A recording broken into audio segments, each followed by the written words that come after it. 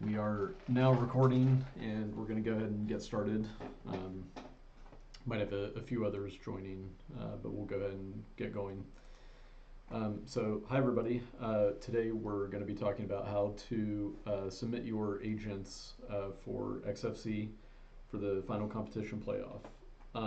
One of the first things I want to go over though is we fully encourage everybody to submit your own custom ship sprites. We did this last year and it was a lot of fun. It's not a requirement, but there is a prize also given out to the best ship sprite award, or for the best ship sprite. And this is a peer award, so what we'll do is we will do voting from the teams. So in order to be eligible for the ship sprite award, you need to first submit a ship sprite, obviously, and second, you need to send in your votes for which ship sprites your team likes. And what you will do is you will rank them 1 through 3rd, your favorite 3 in order, 1, 2, and 3. And then we will aggregate all of those, and we will do ranked choice voting to determine the winner. And the winner of each first, second, and third award for ship sprites. Yeah, and then we'll actually use your ship sprites in the competition, so it's a lot of fun. So if you go look at the competition videos from last year, you'll see last year's ship sprites, which are still up on the website, which I'm showing right here. So we had 3 teams last year for the competition, and these were their sprites that they submitted. So once we get everybody's ship sprites, I will put these up here, and then we will have voting. I'm going to leave voting open longer this year because it doesn't take long to get the results, and I want to give everybody time to get their votes in. So we'll leave it up, the voting up, at least until the competition, maybe a little bit after, and then we'll aggregate all the votes and get the results. So yeah, make sure to send in your ship sprite. Just remember that it needs to be you have all the rights to any images or logos or language that you use. Nothing offensive, nothing obscene. If we get something like that, we will veto it essentially. But you can also use the existing ship sprites that are in the game as a template if you like, or you can just make your own. You can see we had some really interesting ones last year, including one that was basically an omelet spaceship. And then some really other cool little spaceships that we had. Again, do what you want, be creative, have fun with it. The other requirement that we have is that it is around 50 kilobytes or under. If you send us one that's larger, I can reduce the size of it if need be. But yeah, that's the requirement, just so the game runs relatively smoothly with those sprites. Plus, they're so small on the screen that we don't need high resolution sprites. If you want to look at I'm going to pull up the Kessler code base right now. If you want to look at the where are we? The graphics within Kessler, if you go to the game files, this will be in your site packages if you've installed it. Go to source, Kessler game, then graphics, and then images, and you will see these player ships. These are the original ships that we package up with the game. And you can take one of those and modify it, or use it as sort of a template or an example. But yeah, go crazy. So let's go ahead and start talking about your controller that you need to package up and send to us. Your final controller, everything's trained and everything else. I'm going to use this as a quick example. This is the test controller in the examples in Kessler game. So actually, if you go to the repository, this won't be installed, obviously, because it's not in the game files. But if you go to the repository for Kessler, which is at this site, github.com, Tallis Group, Kessler Game, there's this folder for examples. And there are some example controllers, I'm sure everybody's seen all these. We have a fuzzy one, we have a controller, a normal test controller.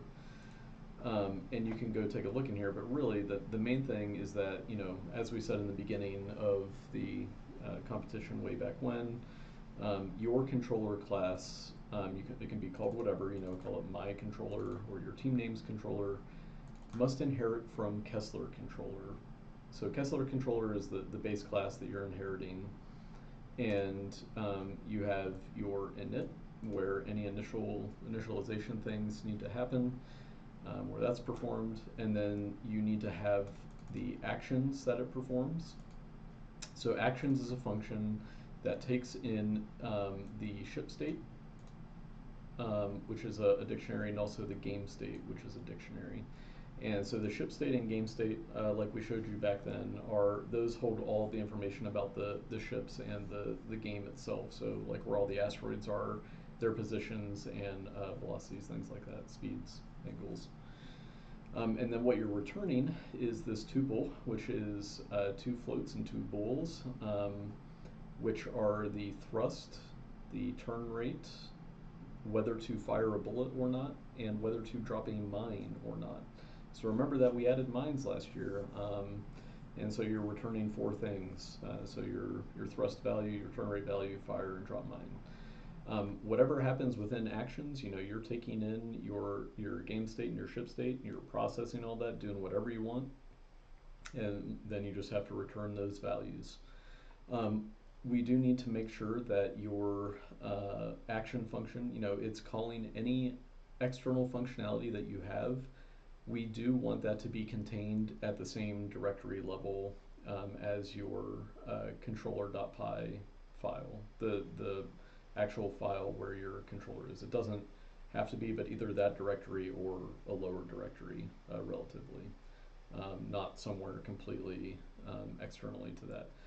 So you can have all of the files that your controller needs all packaged up nicely, and it's just referencing them, and so we can have those relative imports, which I'll show some examples of in a second. The other thing you need to include is just a name. We just need a name for your controller. Typically, it's just called the same thing as your controller class name or your team name. That's really up to you, and this is a property, it's just a string that gets returned.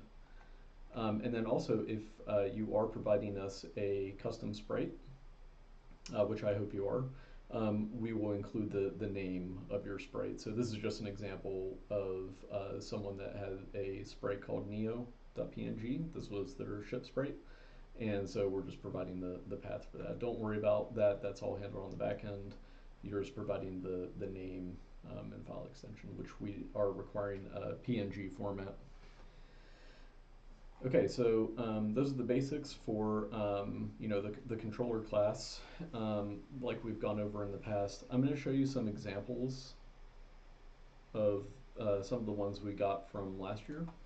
Really, this is more of just a formatting thing, and I'm going to show you some of the actual competition code. So this is some of the code that's actually used to run the competition. But this file right here, similarly to what we just saw in test controller, this was one of the team's submissions for Wiki last year, the World Congress on Computational Intelligence. That was the second competition that we had after XFC. We're doing that again this year, actually, so if you're submitting to XFC, I fully encourage you to also submit to the Fuzz IEEE competition that we're holding this year. It's the same organization as Wiki like last year, and actually I'll just pull up the website real quick again.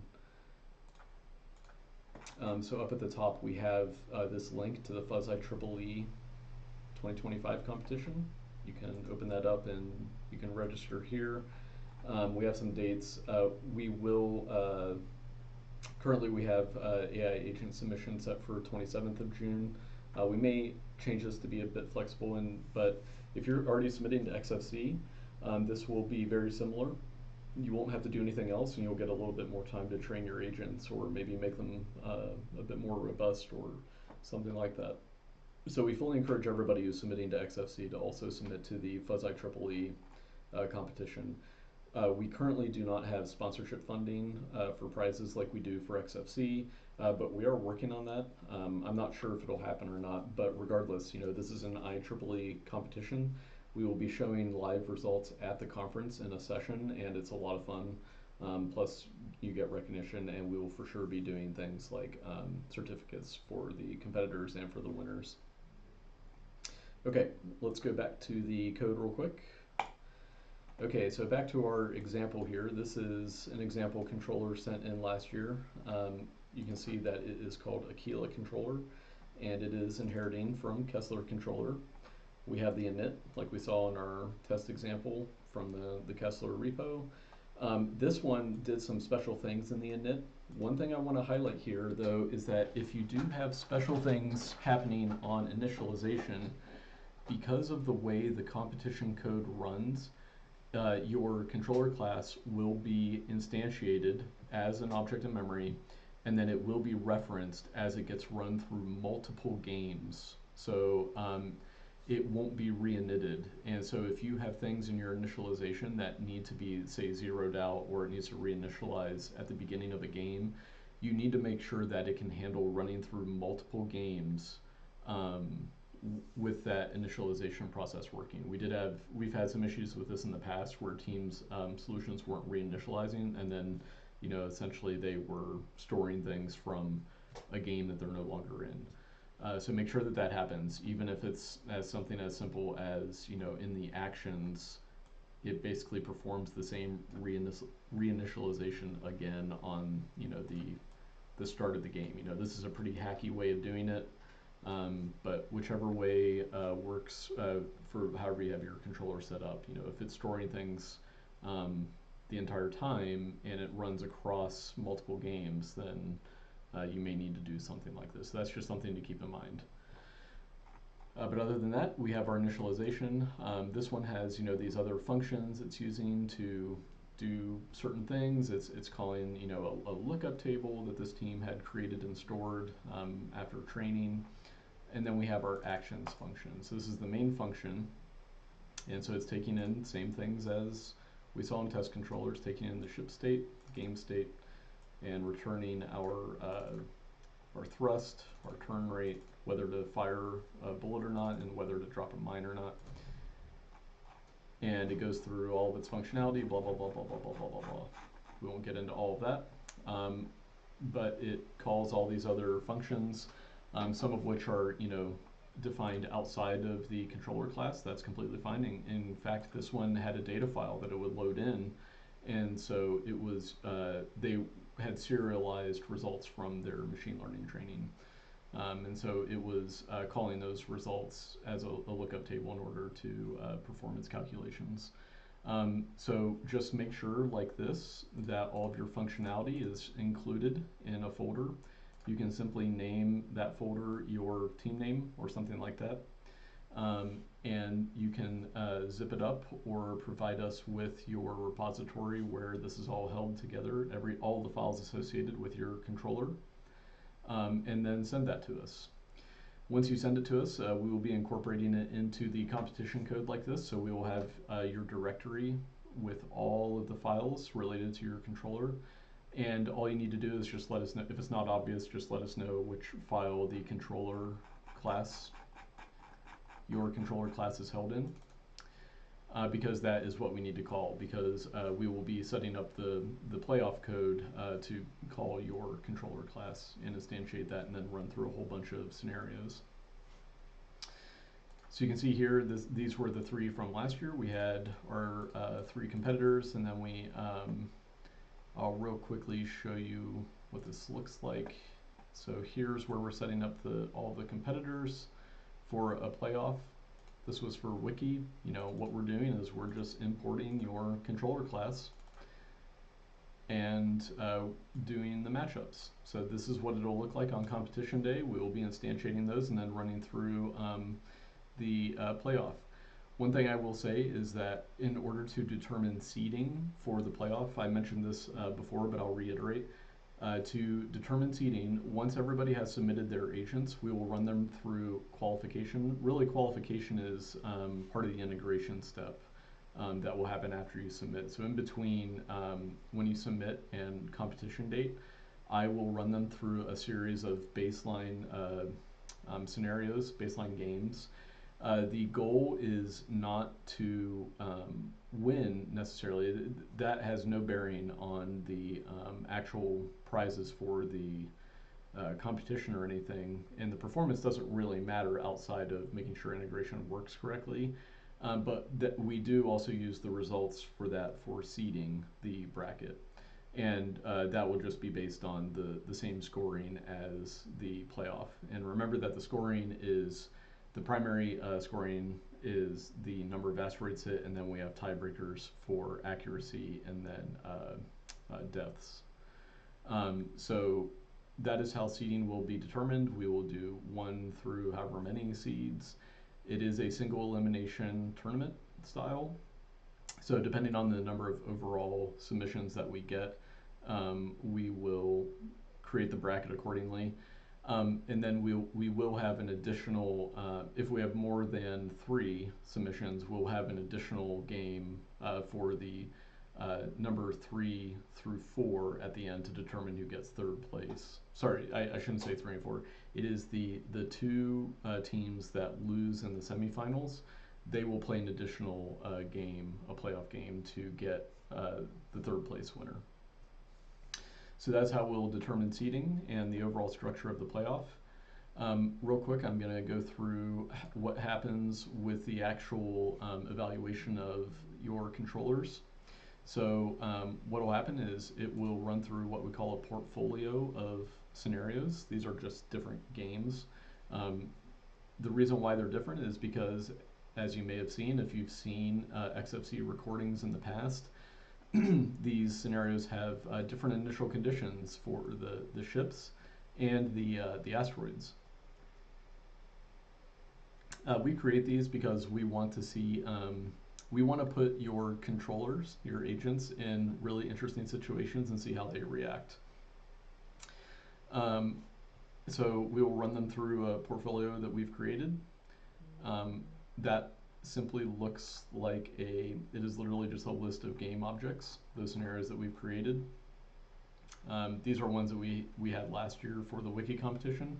They will be different for XFC, and no, you don't know what they are ahead of time. That's why we encourage good coverage in your machine learning training set. So what actually happens here, this is calling some stuff on the back end, but really what it winds up being is this. So for scenario in the portfolio, we're looping through each one, and we are running a game. So we're running a game, this is the game functionality in Kessler itself. And if you go look at the examples in Kessler, this is the same thing. It's just running one of those game objects with the controllers being evaluated and that scenario. And so this is why I was saying make sure your initialization, if it happens, can account for the fact that it will be run through multiple games, because these controllers are already initialized. They're already stored in memory. They're being passed by reference. So anything that is being stored in memory for those will continue across those game objects. So make sure you clear out your initialization on the game start if you need to do that. One other thing to mention is the explanations. So the explanations, those will essentially have it will be the same. You'll be run through a bunch of different scenarios in a portfolio, and those scenarios will be different in order to elicit certain behaviors and get the explanations relative to those. One thing that we do with the explanations is we leave it sort of open-ended. The one requirement for us is that you have the option to output in real time, or I should say we do require that you have an option to log the explanations, but also a soft requirement to show those explanations live. We don't specify how you should do that. We want to leave it up to you, especially because there's a lot of different ways to do that and get those explanations out of your fuzzy systems. Also, Those will be judged by us, the organizers, me and a few others, and I will send out the criteria for those. But essentially, we're looking for things like how easy is it for us to understand what the explanation means? Do we trust the explanation being given to us by the agent? Like, do we think that that's representative of what it's doing? How easy is it for us to interpret the explanation? You know, is this explanation a million miles long, you know, a million characters, and we're getting that at 30 FPS, which is what the game is being run at?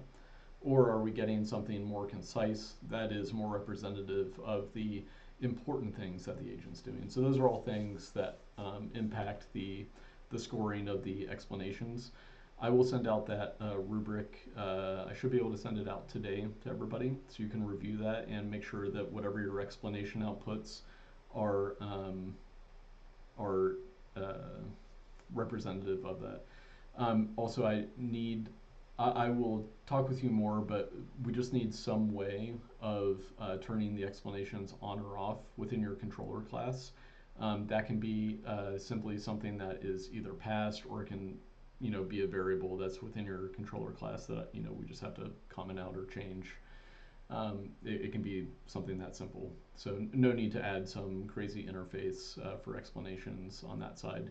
But you do need to make sure that it is able to log the explanations, you know, simply as a text, you know, .txt file is fine.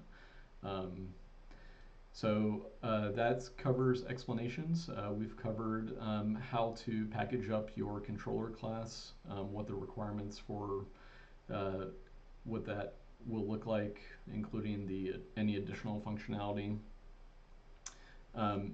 We do require that it's being held in a repo, and you can either give us access to that repo in some way so we can go download it, or you can simply send us a zip of all of the associated files for that. And I will do the integration testing, and I'll be in contact with the teams if there are any issues with getting their controllers running in the Kessler competition. And then we'll do the seeding up until competition day, and then competition day we will do let's see, we have the intro presentation that I will be giving. We also do have time reserved for student presentations. I will send out, we do also have a guide for that, a template, and it's very minimal requirements, but essentially we want to know what you did for your controller and what the results are, and the other main thing is what you learned along the way.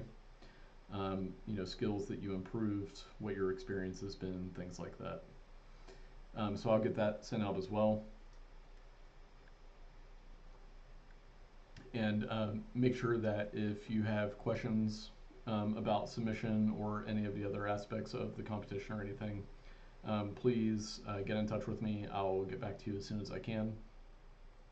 And yeah, I'm excited to see what everybody has come up with. Yeah, XFC has been a lot of fun, especially with introducing ship sprites and a few of the other more recent changes, including mines.